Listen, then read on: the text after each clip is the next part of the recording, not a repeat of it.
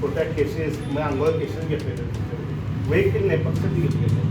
आता काम करत असताना आपण तो ओबीसी महिला पडल्या ओबीसी महिलामधून आपण त्या ठिकाणी मागणी केली. पण मी काय म्हणते जे कोण स्टँडिंग आले आमच्यापेक्षा जर श्रेष्ठ असतील कोण स्टँडिंग नगरसेवक आहे कोणाची शब्द दिलेला आहे माझ्यात यायला लागलं होतं म्हणून समजून घेतो. मी त्या लयच मोठा आदर्श झालाच की पक्षाच्या संघटनात पहिलं असं काम ठेव तुझ्याजवळ. नाही म्हणत नाही. आता एकदमच नवीन असा उमेदवार ज्याचा पक्षाचे काही संबंध नाही आहे किंवा कामाचे संबंध नाही कशात काही सर्वे तुम्ही काढले काय नाही अशा गोष्टींनी दिल्याचं समजलं. त्यानंतर आम्ही आता त्यांनी साहेबांना फोन आला दादाला फोन झाल्यानंतर आम्हाला सांगा समजावं दिलंय नाही झालं फायनल अजून बरं दिलंय तर तुमचं असं काय तसं आहे सांगा. आम्ही काय नाही आम्ही त्यांचा झेंडा घेऊन आम्ही वार्डात त्यांचंच काम करणार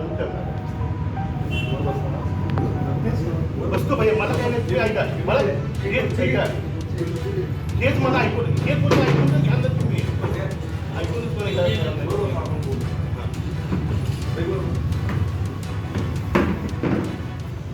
प्रतिभा माने आम्ही वार्ड क्रमांक 11 मधून आहेत.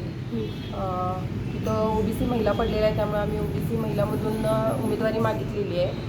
आणि आता आम्हाला असं कळतं की ओबीसी महिला उमेदवारी एका वेगळ्याच व्यक्तीला दिली गेली आहे. मग त्या व्यक्तीनं जर खरोखर त्याचं काम आमच्या कामापेक्षा श्रेष्ठ असेल तर त्यांना नक्कीच द्यावं आणि हेच आम्ही दादांना विचारण्यासाठी आलेलो आहे. काय दादांकडून काय दादांनी फक्त आम्हाला एवढं सांगा की सर्वेमध्ये त्यांचं काम असेल तर नक्कीच त्यांना द्यावं. पण त्यांच्या सर्वेत काय आहे काय कामं आहेत त्यांची ते आम्हाला सांगावीत समजून सांगावे दादांनी की बाबा ह्यांचं काम श्रेष्ठ आहे हे असं असं आहे तुमचं काम श्रेष्ठ नाही आहे आमच्यापेक्षा ते वरचढ असतील तर ठीक आहे आम्ही त्यांचं काम करू. नवखे उमेदवार कोण आहे ते माहीत नाही आम्हाला काय. बट कधी आले पक्षात हे तरी काहीच माहीत नाही आम्हाला. फक्त आम्हाला देत नाही आहेत त्यांना देत आहे तेवढंच कळाले आम्हाला. हां गेले 10-12 वर्ष झाले इथे एकनिष्ठ पण आहे. आम्ही दादाला भेटायला बोला.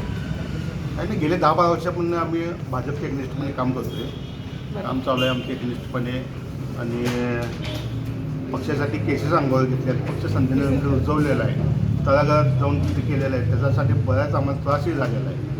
आज आत्ताच इलेक्शनला ओबीसी महिला आरक्षण पडलेलं आहे. आम्ही जुन्या पण करतो ओबीसी महिलांमधून आम्ही त्या ठिकाणी मागणी केलेली आहे.